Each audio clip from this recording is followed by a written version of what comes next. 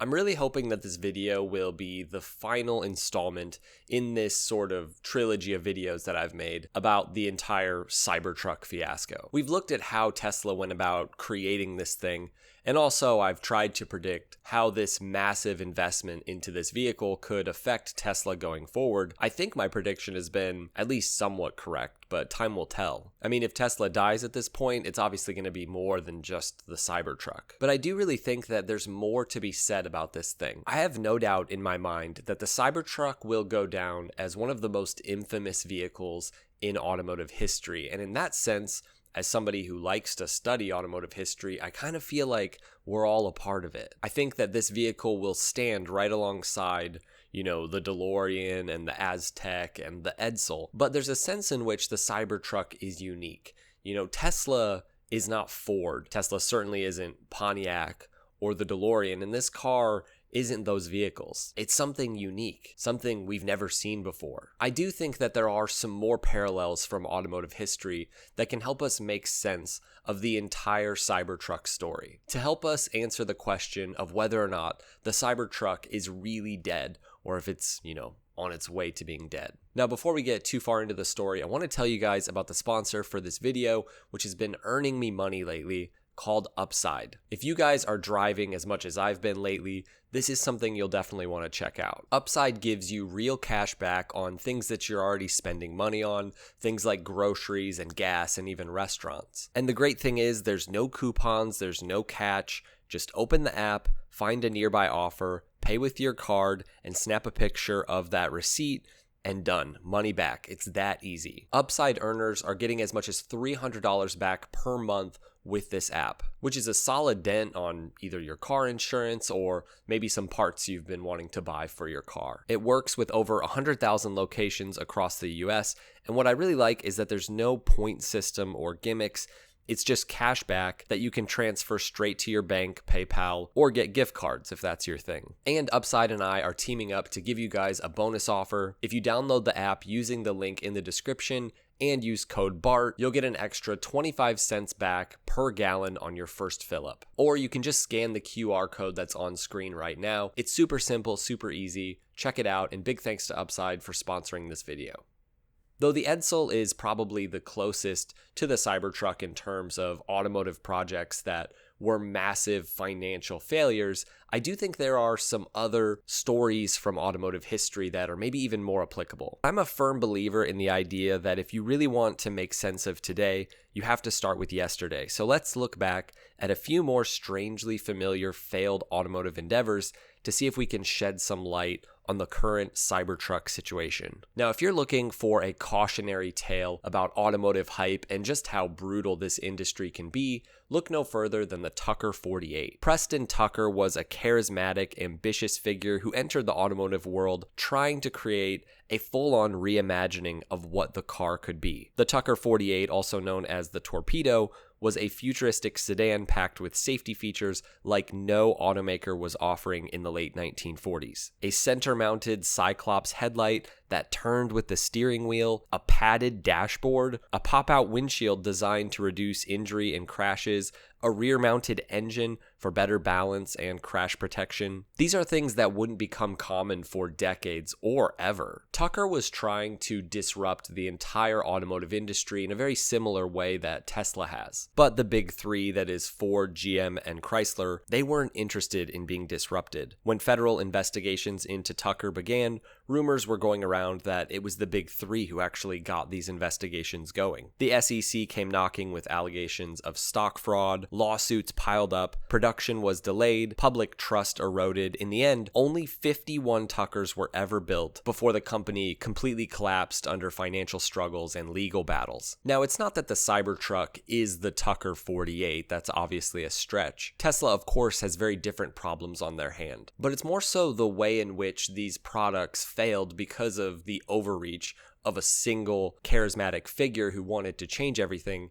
That's where I think they're similar. Both Tucker and Musk had built public myths around themselves. This idea that they were larger than life innovators and that they just had no patience for industry norms. Both of them pushed claims of unprecedented safety and cutting edge engineering. And I think both of them underestimated the reality of bringing a non-conventional vehicle to production. Tucker was brought down by outside forces, regulators, lawsuits. Tesla, of course, has their own unique problems. A waning trust from the general public, quality control issues, massive recalls, and just a sense that people aren't really buying what Musk is selling anymore. In the same way that the Tucker 48 was so tied to Preston Tucker himself, I wonder if the Cybertruck's problem is also that it's just too closely tied to Elon Musk. All right, now I'd like to take you back to the only decade that could rival today in terms of crappy car design, which is the 1970s. With the onset of the oil crisis, the automotive industry was experiencing just as much a watershed moment as it is today, but there was this guy named Malcolm Bricklin, and he was just getting started. Like Elon Musk, he'd also made a fortune in an entirely different industry, namely in a hardware store chain, and then after founding and selling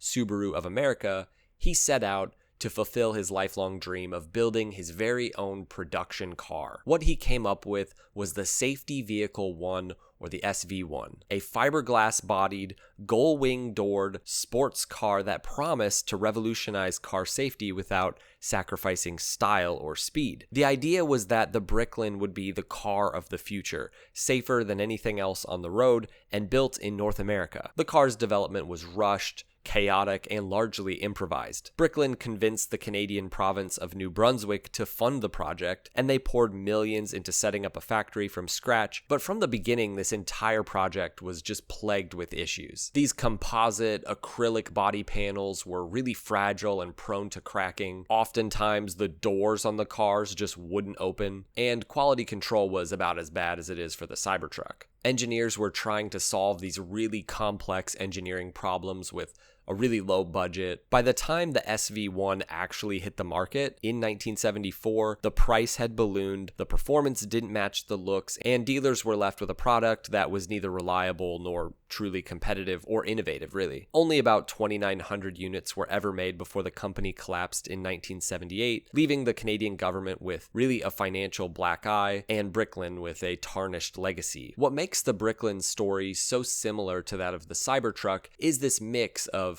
ambition and spectacle, and then when the product isn't good, just stubbornness. It's all about this charismatic leader trying to bend the industry to their vision for what the future is. Now, these small companies like Tucker and Bricklin don't have the power to influence government and regulations the way that Tesla has. I mean, Tesla has literally so much influence on regulators that they get things changed for their vehicles. Like, they get laws changed to make their cars go to production. But it's almost like the same story, just on such a bigger scale.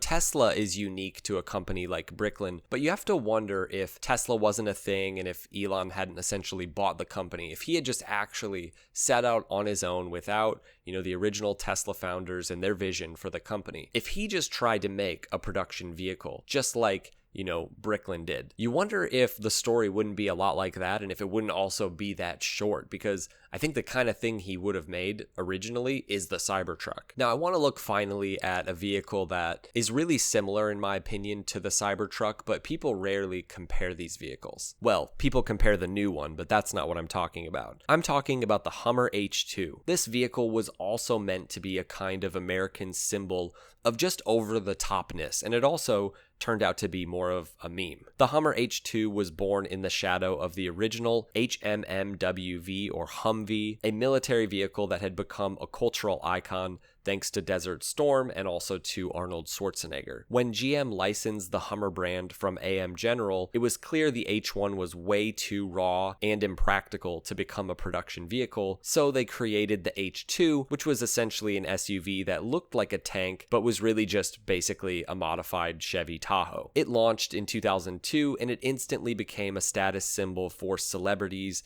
athletes, and people who wanted to make sure that you saw them coming. Now, to its fans, this vehicle was exactly what they wanted. It was something big and bold and just kind of unapologetically American. But to everybody else, it looked like a vehicle that was just meant to get attention. And in that sense, people looked at H2 Hummers and they kind of just felt like the people driving them were sort of pathetic. It's one of those vehicles that feels like you're trying too hard, or that you're like insecure. And I think that's how a lot of people view Cybertruck owners as well. I'm sure most of them are fine, but it's just hard not to look at a vehicle like that and think, you spent $100K on that's what you chose. It just comes across as a little pathetic. And how many other vehicles can you say that about? Nobody really cares, even if you drive some massive Wagoneer or some sort of gigantic gaudy whatever. Nobody cares. But for some reason, this vehicle, it feels more pathetic. And it's so similar to the H2 in that way because it didn't take long for the Hummer to also become just sort of lame. At its peak, the H2 sold over 34,000 units per year, but that didn't last as gas prices climbed and also public sentiment just kind of shifted towards more environmentally friendly vehicles. The H2 kind of became a joke. By 2009, the financial crisis had hit, GM was on the verge of bankruptcy, and the Hummer brand was just discontinued entirely. I think that in both cases, it's a story of a company that's betting more on spectacle than anything else. But the problem is, spectacle doesn't sell in mass. It only sells usually a few thousand units. And I just find it insane that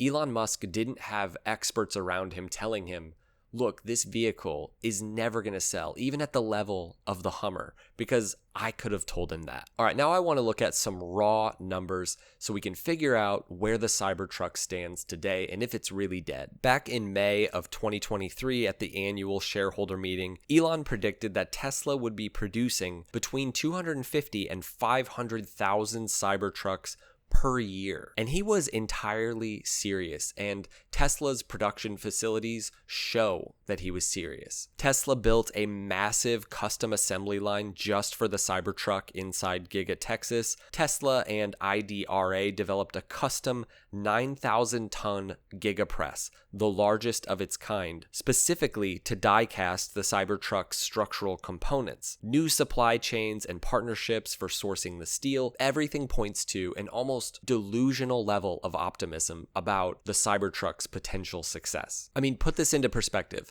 Tesla produces a little over 1 million Model Ys per year. The idea that they could produce even half that many Cybertrucks is absolutely insane. Now, slowly over time, Tesla would give more conservative estimates, probably because so many pre-orders were canceling. They estimated 200K a year and then 150K per year. But as we know, reality is much more grim for Tesla in regards to the Cybertruck.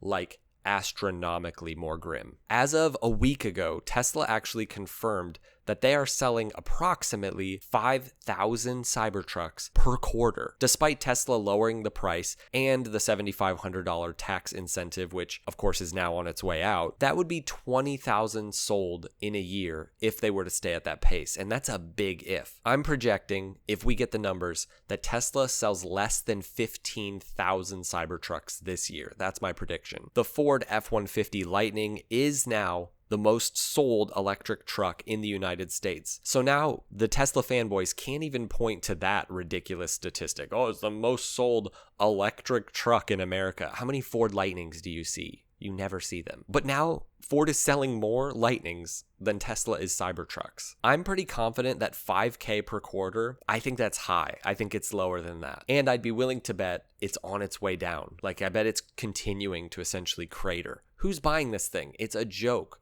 No one wants to be seen in it. Some estimates show that Tesla is actually sitting on around 10,000 unsold Cybertrucks, upwards of $1 billion just in Cybertruck inventory. And I can say from personal experience of driving by Tesla dealers in our area, there's a ton of Cybertrucks just sitting there. So that means that well under 50,000 total Cybertrucks have sold, despite the fact that there was around 2 million pre-orders for it. Now, when you put all these numbers together, you get a pretty clear picture. One of steeply declining demand. When a manufacturer takes time and money and resources away from R&D on other projects to focus primarily on one new model, one that takes something like 4 years to develop, that model has to be a knockout. And Tesla's previous cars, they were successful. This is a $2 billion disaster, which would be uncharted territory for really any major manufacturer in automotive history other than Ford with the Edsel. The Edsel cost Ford some $2.5 billion in today's money. I think that the Cybertruck project is heading towards costing Tesla about $2.5 billion. If they don't at least start considering, essentially phasing the model out. It needs to go. The Cybertruck needs to be done. Like, that's good advice. I'm giving Tesla good advice right now. I'm trying to help you, Tesla. I think that a little bit of perspective is helpful. Back in 2019, when the Cybertruck was first unveiled, and even in 2023, when the Cybertruck, started being delivered to people, the perspective on Tesla was completely different. Like, the general vibe around the company and how it was viewed was different. I mean, just go back and watch that Haggerty propaganda film that was made for the Cybertruck. They talk about how the Cybertruck isn't really safety tested, and there's criticism about it probably being dangerous just from its shape compared to modern vehicles. And they're just like, well, but come on, it's Tesla. That just shows that there was this assumption around the company that Tesla's a good company. They care about people. To where Tesla is now, so many people just have kind of been enlightened about this company. And I think the Cybertruck has been a huge part of that, of just that sort of waning trust. It may take a decade or more for us to really understand what the heck was going on with this Cybertruck project and, with Tesla as a company, but I wonder if we can't attempt to answer the question of why the Cybertruck failed. I think people would point to, the quality control issues, all the failed promises, the recalls, the fact that it rusts in daylight, like all of these problems, of course, are there. But I think it's something much deeper than that. You can't look at the Cybertruck and assess it the same way you can a normal vehicle, because it just isn't in the same category and it's not sold the same way as, say, a Honda Accord or even a Ford F-150. It's just not the same kind of thing. I think the first thing I would say is that the overall design of the Cybertruck was just so misguided and off from the get-go. When you look at automotive history and you look at cars that failed and cars that succeeded, you realize that the most obvious problem with the Cybertruck is its design. Now, design is more than just how the car looks. The suspension is part of the design. The way the battery is integrated into the frame, that's part of the design. And as a whole, so much is wrong with the Cybertruck and its overall design. In terms of the styling, on the one hand, it lacks all subtlety. When you see one on the road, it sticks out, but not in a good way. Not in like a Ferrari kind of way. Not even like the Wienermobile. That's a car that sticks out and makes you happy. This thing sticks out in such a gaudy, awful way. It just looks terrible. It looks silly, like, this kind of silly futurism that is so connected to Elon and his dorky 80s, 90s sci-fi obsession. That's all it looks like. This kind of styling can be done well. In my last video, I talked about concept cars, and specifically, I think it's the Hyundai Envision. I think it's called something like that, but it's the same kind of styling, right? It's got that sort of DeLorean, 80s look, but it is fantastic. Like, it's not just kind of cool. It doesn't just look a little better than the Cybertruck. They're not even in the same world. One of them looks incredible, and I'm like praying that they bring it to production, and the other one I want to go out of production. For how long it took to design and develop the Cybertruck, it just doesn't feel well thought out. The proportions are wrong. There's a lack of bed space. The way the panels are just kind of glued on. The way that it's not an actual exoskeleton like it was promised to be, which makes it so that it's not innovative, really. It's just another regular monocoque Tesla vehicle with just some stuff glued on. It all just screams thrown together. It's like one of those concept cars that they sort of finished like a few days before the show. It's a bad design through and through. There are some cool features, but even those features feel unnecessary. The suspension is a good example of this. It's just so hard not to feel like Tesla absolutely wasted the last 6 years or so. While all the big legacy automakers focused on making the right kinds of electric vehicles for the public, Tesla made this thing, and now it's failing. It just seems so stupid. And if I were still a Tesla fanboy, I would be pretty sad. I think that in that sense, the Cybertruck doesn't feel like a Tesla. You know, even though Tesla is one of Elon's companies, most of their products have been pretty grounded for the most part. You know, innovative in terms of safety and in terms of tech, things that people want, but not wild and crazy like the stuff his other companies make. The Cybertruck feels much more like it was produced by SpaceX or the Boring Company. It looks like what the Boring Company would make if they made a vehicle. Like you could buy it with the flamethrower, that kind of thing. I also think that it's an Elon Musk vehicle, and that's a problem. It's too tied to Elon to be successful in mass. It's become a symbol of just the increasing disconnect that he has with his audience and with the public as a whole. It feels like just another vanity project, while previous Teslas,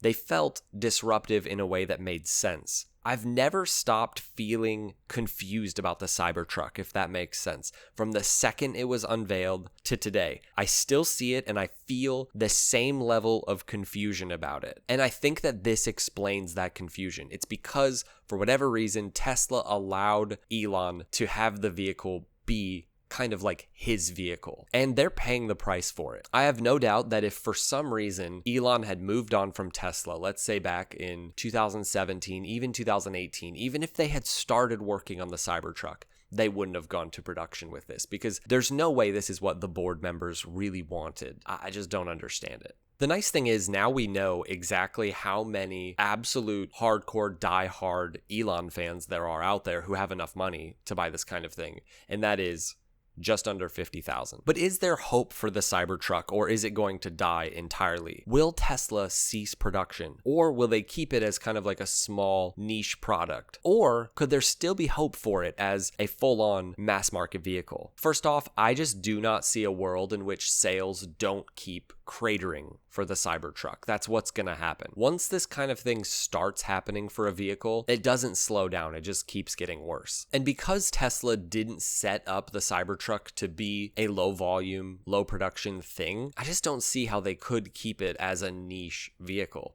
You know, I don't think Tesla sells a whole lot of Model X's, for example, but because the Model X and the Model S are basically the same vehicle, it's not that hard to keep it. But because this thing is completely unique, it shares nothing with really any of their other vehicles, it just doesn't really make sense to keep it around. Now, the future of the Cybertruck is clear. It will fail completely. I'm already seeing less of these out on the road. People are trading them in at alarming rates, and they're taking massive hits on them. The only hope for the Cybertruck will be to be a collector's car in like 40 years. That's the only hope. Just like with the Bricklin, just like with Edsels and the DeLorean. That's really its only hope. There's not going to be very many of them made. If you have one and you have a lot of money and yours is basically brand new, you could lock it in a garage and maybe you'll get your money back when you're an old man. But otherwise, I think it's basically done. And hopefully, I'm done making videos about this.